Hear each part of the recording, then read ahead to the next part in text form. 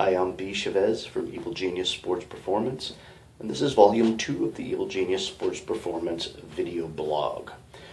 In Volume 1, I talked briefly about my overview and attitude towards supplements.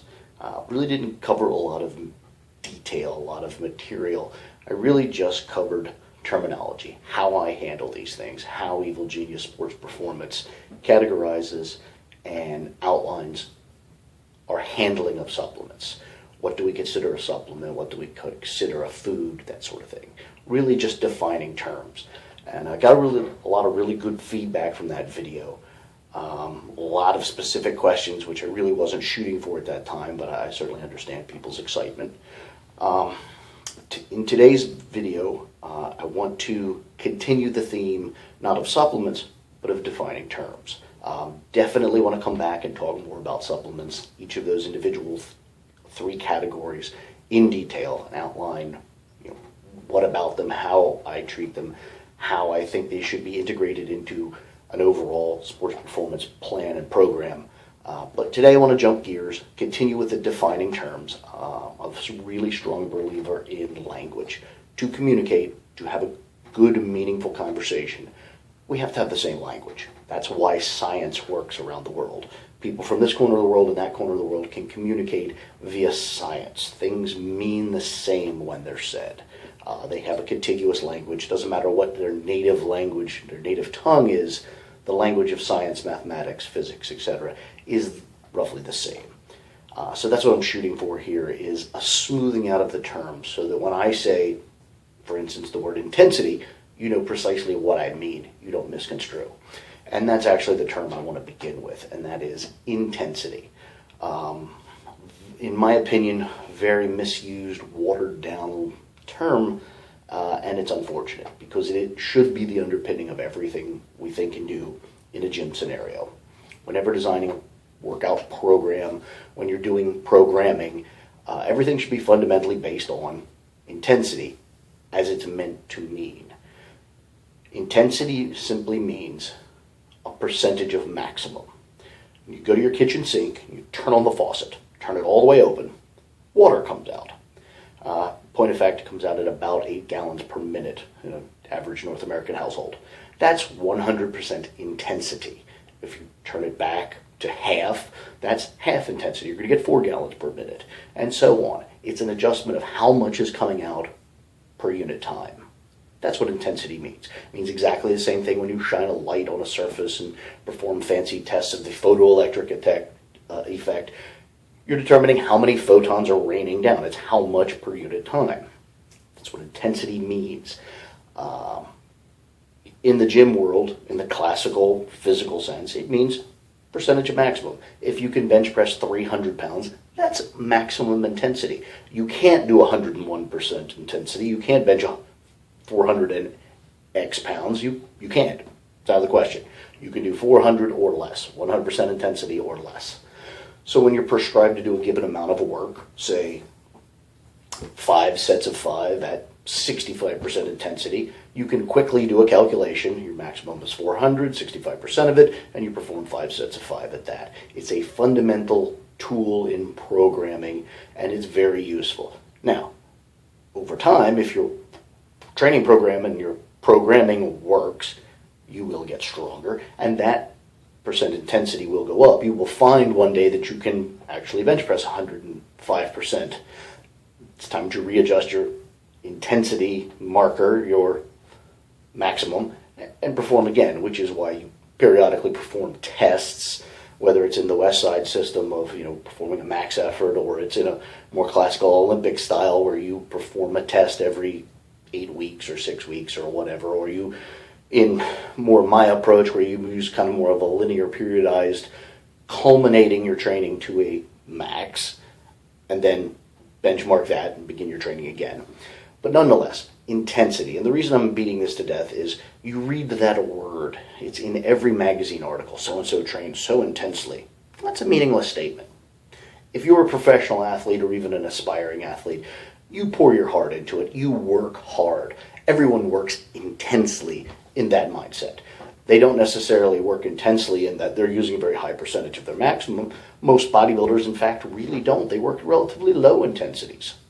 So, for the sake of common language, intensity, at least in the Evil Genius sports performance mindset, is a percentage of maximum. Very, very useful tool. Very, very meaningful, recurrent word in the world of sports programming. But that's what it means. It doesn't mean he's trying hard. It doesn't mean you're supposed to do it with great mental focus or any of these silly things. It has nothing to do with emotion. It's a mathematical term. You can do this much. I want you to do this much percentage of that much. Simple. Okay. Another word that's kind of often tied to the intensity word, and at least equally poorly used, applied by magazines and writers and round away. I apologize to the few good ones that are out there, but you know who you are, and we've probably talked, so you know. Heavy. The word heavy. Oh, he trains heavy. You should see how heavy he trains. Ronnie Coleman trains so heavy. No, he doesn't. No, he doesn't. He's a nice guy. I know the guy. He doesn't train that heavy. He is capable of moving extremely large loads, but if you look at his training, the number of repetitions he performs with a given load precludes it from being heavy. Okay? I don't really dwell on this word, but just like supplements, I tend to break it into 3 categories: heavy, moderate, and light. To me, heavy is anything that you can only perform 5 repetitions or less. If you can only do 3 or 4 repetitions with a weight, I have defined that as that was heavy. If you can do 6 repetitions, that was in my book, not heavy, but moderate. Roughly 6 to, say, 15 in my book. Anything in that range, 15 down toward 5, that's moderate. Okay?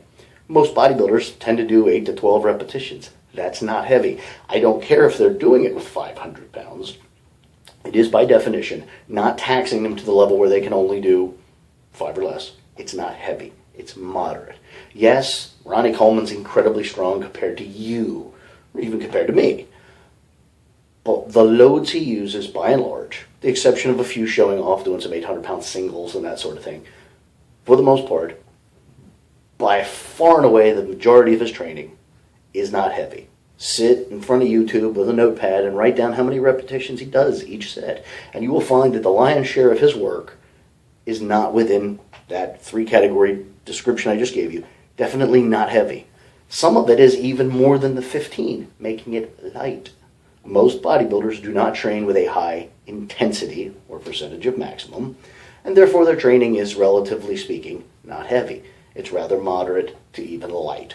So intensity and heavy or weight or load tend to be intertwined in a conversation, but heavy is a very, very non-useful descriptive word in the world of strength training, powerlifting, bodybuilding. Really what you're talking about is rep range. And rep range is ultimately a function of intensity. How much load is on the bar comparative to the most you could do at that time. And you also have to make sure, especially in the world of powerlifting, that you're comparing apples to apples. Your maximum raw squat doesn't have an awful lot to do with your 3-rep geared squat. Although I do know guys that can modulate that intensity where their raw squat is 700 pounds, that's 100% intensity, but in gear they'll do 127% intensity. Certainly not the way I would do it, certainly not the way I would script it out, but it is in fact doable as long as you realize you're not comparing apples to apples and you make an adjustment for that curve. But there we go, that covers 2 very fundamentally useful and fundamentally misused terms in the world of sports performance. Intensity is a percentage of maximum. It doesn't mean you're focusing or trying hard or you're making a lot of noise in the gym, any of that nonsense. It's percentage of maximum. Now that has serious consequences. We will definitely talk about those consequences. Higher intensities tend to have a deeper inroad into the nervous system. Lower intensities tend to have a deeper inroad into the musculature. It's why bodybuilders tend not to do high intensities. They do lower intensities, more volume, they spend more time under tension. Tends to affect the actual muscle fibers to a greater degree. It's also some of the major divergence between strength and size, performance and appearance, all of that, which we will certainly cover ad nauseum. But for today, to level the playing field and define language, intensity is percentage of maximum. Heavy, not really a useful term. It really is dependent on who you're talking to. My heavy is not the same as your heavy, is not the same as Bill Kazmaier's heavy. So heavy is really just an emotional term that you can throw around amongst your friends, but it doesn't really mean much in the gym to programming. Programming, intensity is percentage of maximum. Intensity has all the downstream consequences of defining rep range, rest periods, recovery interval. All of that is fundamentally determined by intensity. So I'm going to leave the conversation there. We're going to pick it up next week with a few more terms we're going to define.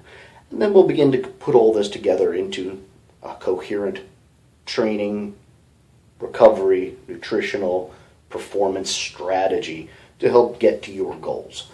I strongly recommend you interact with these videos, leave your feedback, ask your questions. Without you guys, I'm just talking to myself. And it's all about communication. It's all about having a common language, but unless we use that language, it's useless. I strongly, strongly advise all of us, just regardless of how you feel about things, communicate. The more we communicate, the more we can move this forward, the better the athletes of the future we can make. So for now, B.Chavez, Evil Genius Sports Performance.